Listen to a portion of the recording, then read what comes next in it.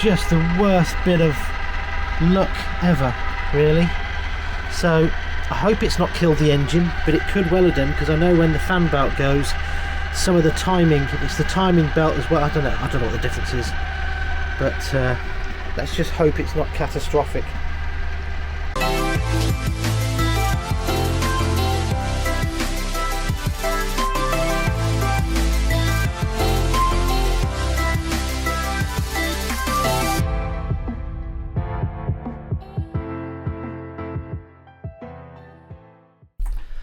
Geez, I do not know what's happening this year. We've had such a bad start to our year sailing, and this episode is no different. We are literally in the middle of the Ionian Sea when we have a catastrophic engine failure and another smoke-filled boat. We have to make some hard choices and have a really horrible sail over to Brindisi, but more of that later. For now, here we are driving from the lovely restaurant from the last episode to an oyster farm run by a 4th generation farmer. Oh, all about. Okay. This is my boat. Ah, very nice. No biggest. It's very, very practical. It's very good. Very nice. Yeah, okay. Well, the shoes okay? Yeah. Well, this is just outside of Ston, Maddie Ston. And this is the oyster park. The oyster farm. Beautiful, quiet place.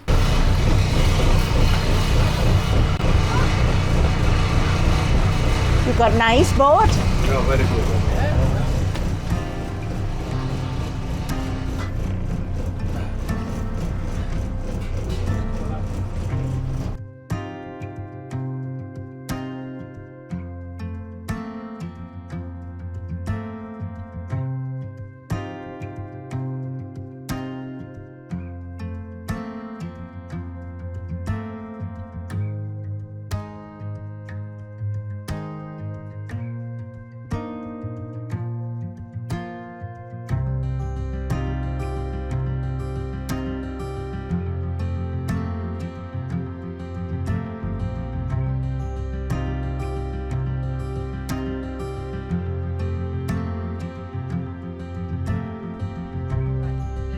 Expert.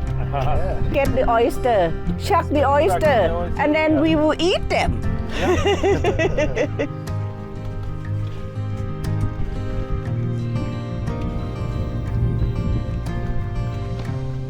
4 generations. 4 generations. Yeah. And your son is taking from you? Yeah. Over from you? Look at this. This is collector. Okay. Look at how many. Maybe now it's not possible to see it because it's smaller. Oh, okay. Maybe you have microscope or something. Yes, you possible yeah. to see it for that. It's very, I use for this way only for show you. Okay. Yeah. Look at this. This collector is must be closed. Right. I have to give it a book. Yes. Where everything is right. Look at this. First step.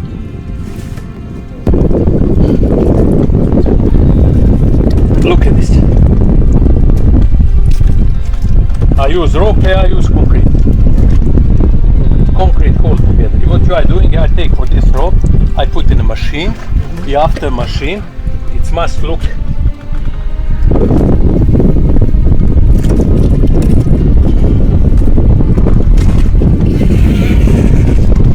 Look at this.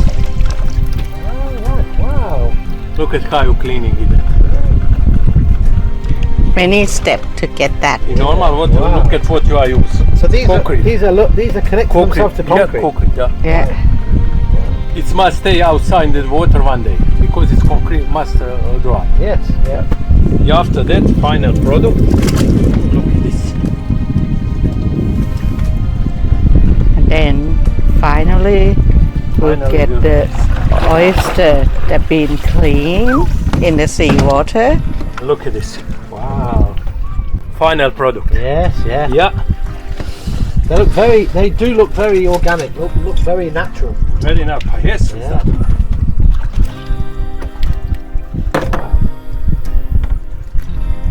Look at this.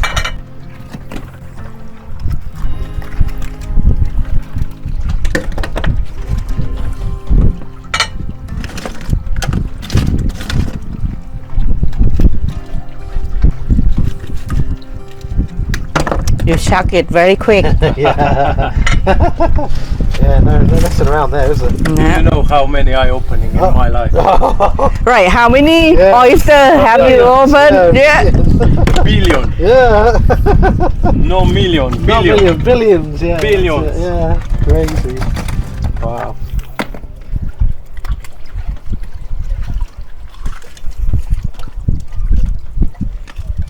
Are they difficult to open? Very difficult. Are they? Yeah. We found when we had the North Sea ones, they were very difficult as well. They did not want to come apart at all. Look like easy for opening, I know easy. Yeah, no. Yeah. No, I've seen people do it. Yeah, that's the skill, isn't it? Making Here it. on. Okay. Making it look easy.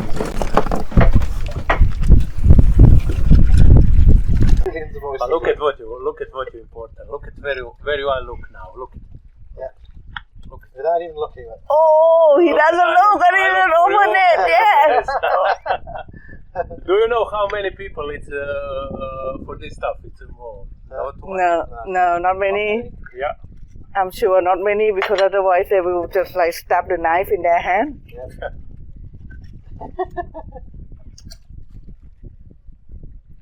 Wow, very good. Fantastic.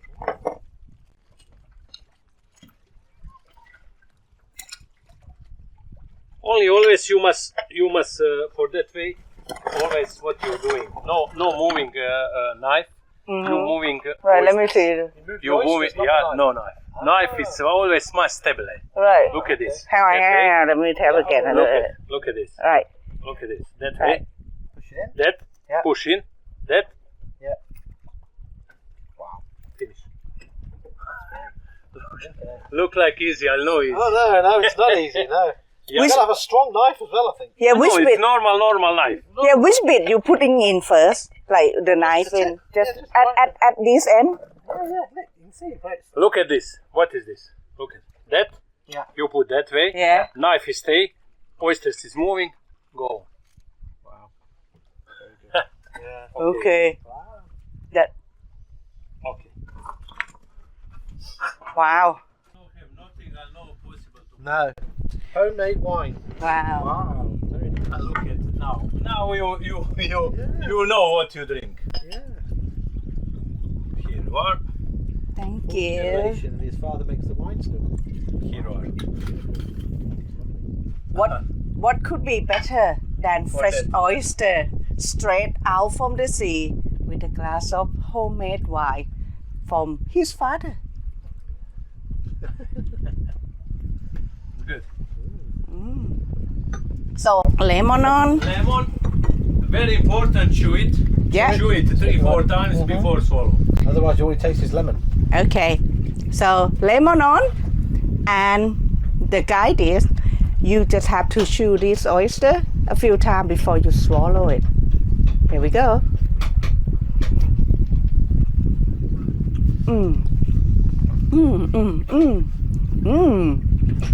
Lovely, juicy, Good, huh? firm oyster. Absolutely delicious.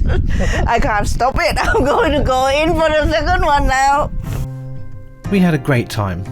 We ate the oysters with homemade olive oil and bread, and he was such a great host. Thank you for Gastromari for arranging this. If you're ever in this part of the world, try this. It's a great experience. This concrete thing here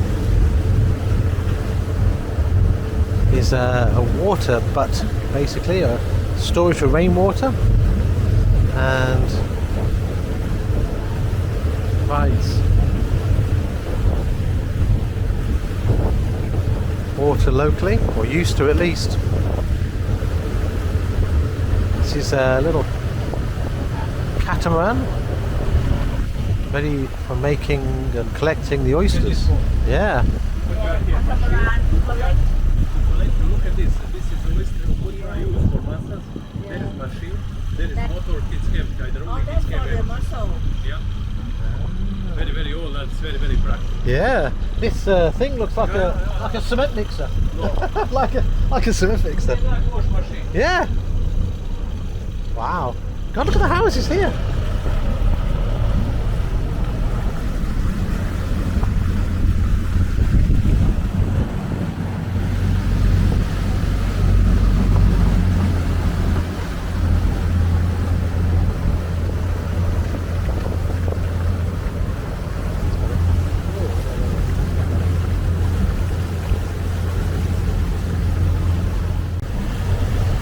don't know how we do it, but we seem to meet the most wonderful people. There's tons of tourists on one boat that are ferried around like tourists, like us. We just seem to be very lucky. Before we said goodbye to Gastromari, another local showed us around Olivum Cobas, which is a very, very old olive oil mill. Yeah, no, it's lovely. Wow, the palazzo. Look at that, wow. Cheapers.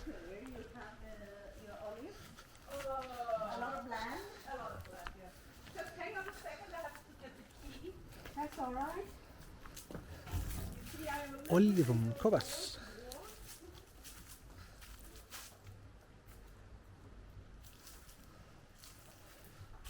The key for the keyhole, look. Look, the key for the keyhole. You can get half your hand in the keyhole. That's crazy. Wowzers. Oh, that's so cute. Look at that outlook there. Wowzers. So cute. Thank you. Look at the size of the key. Oh my god. Hang on, undo that. Wow. Look at the keys. Brilliant. Yeah. Fantastic. Wow. That's so nice.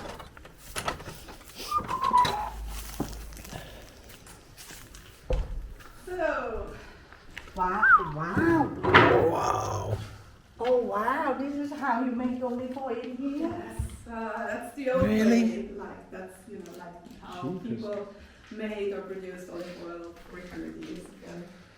And Put all so they the, put the olives in here. Exactly. So their olives are picked in. Nowadays they're picked in October.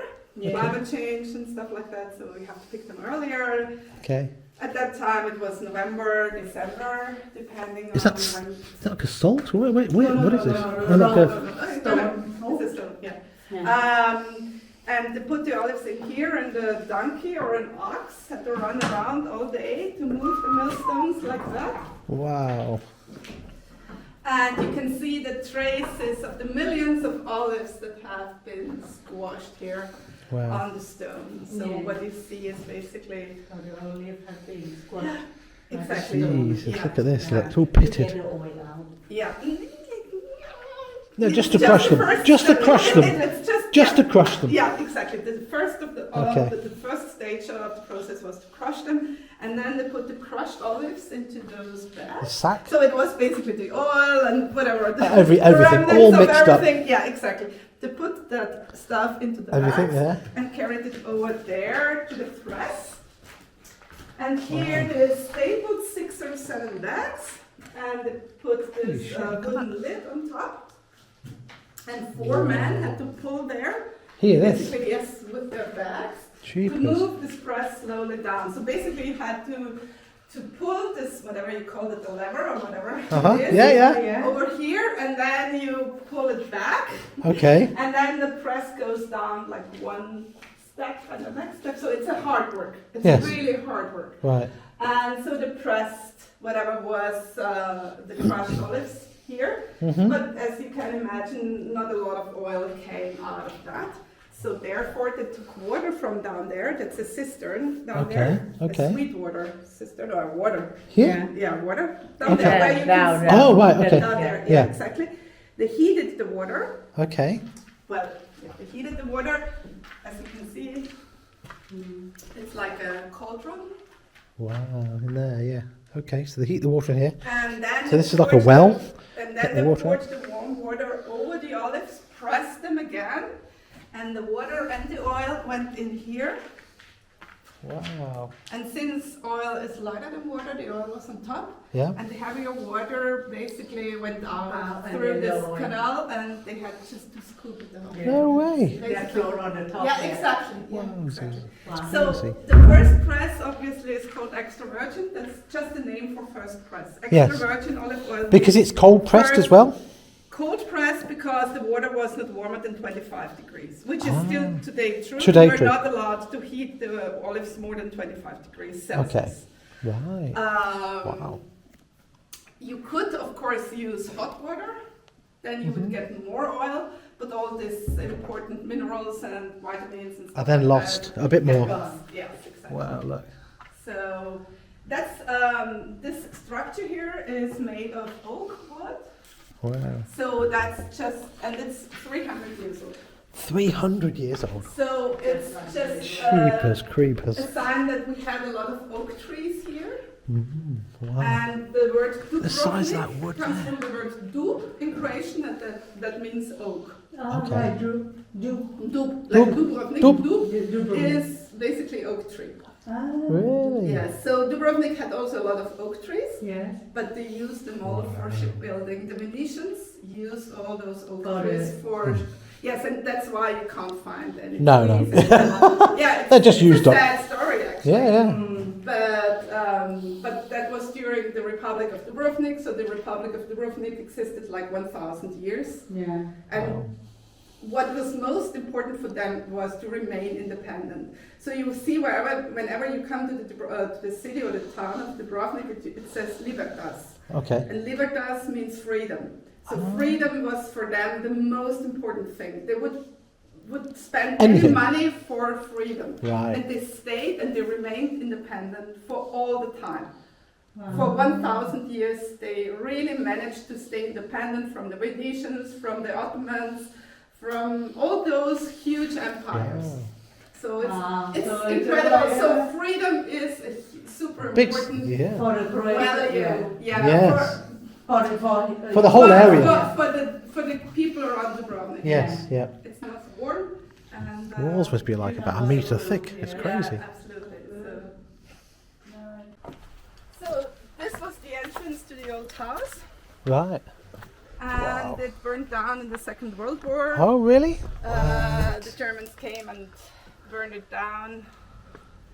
It's actually a very sad story. But, How sad. you know, Once again, we had met a very gracious host and had learnt a lot about how olive oil was traditionally made. Then it was time to go. Well, hi guys.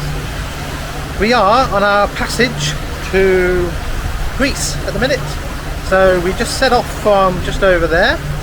I'll show you in a second. And we've been going for about maybe good 8 hours now. We checked out a bar in Montenegro and we've been mostly sailing ever since. So anyway, so here we are, let me show you. So this is where we're coming from. As you can see, not a lot there. There's very little out that way, and there's just basically a fishing boat sort of way over there. So we're in the middle of nowhere, we're motor sailing now because we've had a bit of an incident. Typical, huh? And let me just turn the camera, the torch on. So we were just trying to motor, and what happened was this engine suddenly made a clanking noise and then just stopped. And if you look here, you can probably just about see, let me just show you, this is the return pipe from the fuel filter. I think that goes back to the fuel tank. And like an absolute idiot, they seem to have put it round the back of there, round the back of all this lot, and somehow managed to come up here to go back towards the fuel tanks. Now we found a little bit of oil and a little bit of diesel in the bottom of there early this morning, and I just thought it might have just been not very cleaned up by the previous people, by the mechanics. Turns out it was obviously rubbing against the fuel pipe and leaking the fuel, and then eventually, as you can probably see there, it's now wrapped itself around the engine completely. So at the moment now we haven't got an engine, and I don't even know what it's done to the engine by the fact that the fan belt snapped. So yeah, I hope it's not too catastrophic. It might be the end of the engine. I'm not entirely sure how the heck these things work, but well, I'm going to try and get hold of the marina in Monfalcone who did the servicing only 20 hours earlier. Yeah, just to sort of see how we're covered, because really this is ridiculous. Just the worst bit of luck ever, really. So I hope it's not killed the engine, but it could well have done, because I know when the fan belt goes, some of the timing, if it's the timing belt as well, I don't know what the difference is, but let's just hope it's not catastrophic. So as you can see, we've had our fair share of trials and tribulations. I swear to God, honest to God, I don't know how it happens to us. It just seems to happen to us all the damn time. So, oh dear. So, I mean, we're literally in the middle of the ocean. I'll show you forward as well. There's nothing there. There's not really much point in showing you forward because, as you can see, there's nothing there. Really, we are the only boat, apart from like I said, the aforementioned fishing boat, and Well, it's not only just the time that we wasted. It's actually very dangerous. What's happening? It's like smoke everywhere. It oh yeah, the smoke was really bad. And yes, and this is not on really because of we believe or we trust in people that should supposed to know what they are doing. We're not the sailor. We're not the like. We're not a mechanic, are we? No, we're not the mechanic. No. We're not the real like sort of sailor that know everything. We're not. We are brand new. We are rookie, and this is scared the life out of me. And I don't like what they have done, and not being able to like. It's just trust carelessness, yeah. really. The pipe hadn't really Could have quite easily starboard engine up to this time very much, had we? Since we left the Monfalcone, so we try to balance out our two engine because the port side hasn't been used that much in the previous year, and we use a lot more on the starboard side. So this time we've been using a lot on the port side. So at that time we're just thinking, oh, give the port side a little break and use just the starboard side then. Yeah, so we thought we'd, like I say, we'd use the port side a lot more, getting down to where we had through Croatia. Switched the starboard engine on, switched the port side engine off. It ran for about a few minutes, not many minutes, was it? And then all of a sudden, it was like, I don't know, just the most horrible noise at all, because it was like, bang. Bang, like, and we were like, what the hell is going on? Yeah. And so as quick as I could, I turned the engine off, and I was like, Jesus, not again. Because we've had the most terrible luck with the engines this year, really. As you know, that if you watch our video, you already know that we got a lot of problem anyway. Yeah. Until this point, and so this is the next problem that we venture into. So we ran downstairs, opened up the cabin door into where the engine is, and it was just full of smoke. And that's the last thing you want to see on a boat, is a load of smoke. So anyway, so we lifted the hatch, tried to clear the smoke out, lifted the actual cover off the engine, and it was there. And waited wait for the smoke to. And as it slowly cleared, we were like, just looks like an engine. We couldn't see any fire. There was no fire there, but it we were was like, very hot. oh, it was very hot, and it was very, very smoky. And then we noticed it, didn't we? The building is decent. It's the just like fuel line was ridiculous. So we don't know who had actually fitted this, and it's still a bit of an unknown. But basically, as you look at the back of the engine, on the left-hand side of the engine, I might take some pictures and show you as well. But on the left-hand side of the engine, there is the fuel pump, and I never knew this, but going back from the engine has a return fuel pipe back to the fuel tank. This came out of the engine, went round the bottom of the engine, right past all of the moving parts, like the fan belt and the alternator and the flywheel and whatever. So as it come up, it had obviously caught in that belt and wrapped itself around all of that gubbins and basically snapped the fan belt. That was in literal pieces. We couldn't even, I mean, it was just shattered completely. And wrapped itself around the flywheel.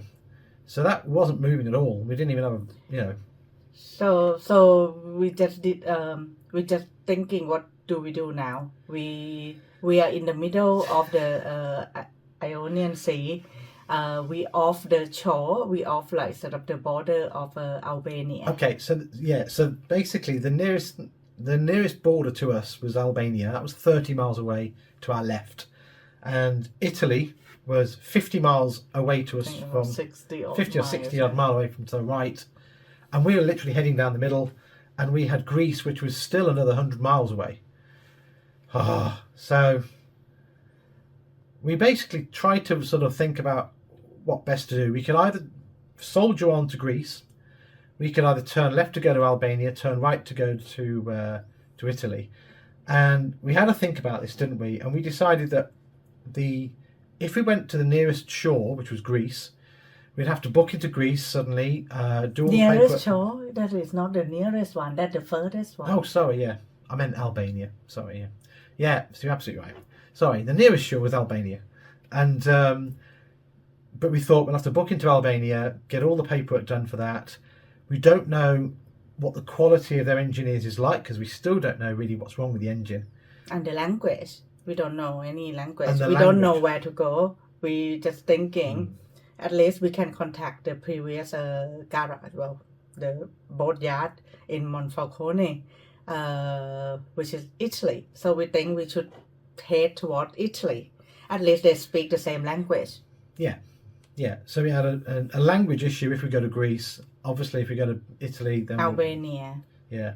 So we. Well, and Greece. I mean, Yeah. even if we go to Greece, we've got a language difference between Greek and Italian anyway. So we decide to turn right to. Yeah, hang on right. And because of we cannot use our mobile phone, no mobile data, so we out of signal. So we just think we have to zoom into the Ray Marine, and we can see that it is like the port or something. Yeah. That's quite big just area. see a big thing called Brindisi. Brindisi. So we head toward Brindisi. Well, hi. This is the day after the night before. I'm looking probably pretty groggy because it's let's have a look. 8 o'clock in the morning, and we got in here at 4 this morning. So I've just had a couple of hours skip, and then I'm back awake because I'm having to fill out an email sending to Marina Monfalcone, Red Bulls Marina Monfalcone. Yeah, we're pretty cheesed off, really, to be quite frank. It's just not good enough, really. You know, first of all, there's inconsistencies with how the sail drives were put in.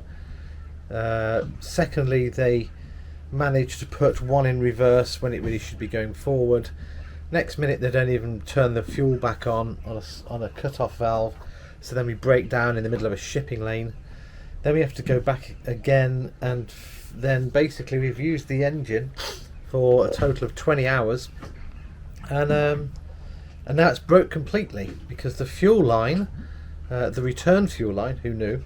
The return fuel line was made to go around and under the flywheel for some reason. I don't know why, because actually there's plenty of room to completely miss the engine just by going around at the height where the fuel pump is. But for whatever reason, their engineers decided to put it round the back of the flywheel. Consequently, it caught the flywheel, spun around the flywheel, snapped the fan belt, and yeah, and here we are. Basically, without an engine again.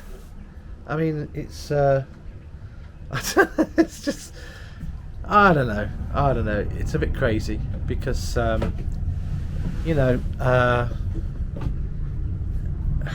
is it the boat? I don't know. I don't think it's the boat. I don't think the boat's unreliable. It's just the people fixing it are flipping useless, really.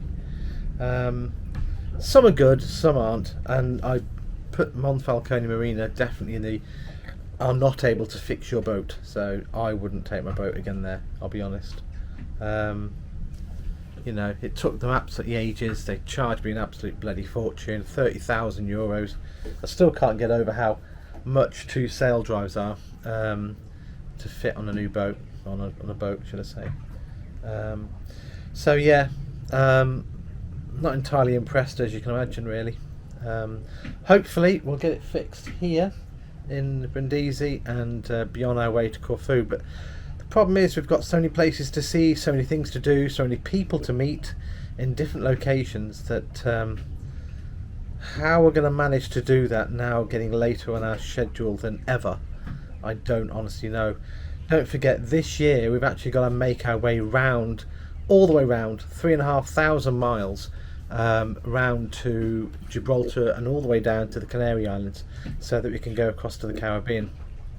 How the hecky decky we're going to do that with all these things going wrong, I have no idea. But and the journey over, we didn't film it because it was in pitch black. You wouldn't have seen it. The journey, we had to divert basically from the middle of the Adriatic Sea, just hang a right basically and go towards Italy.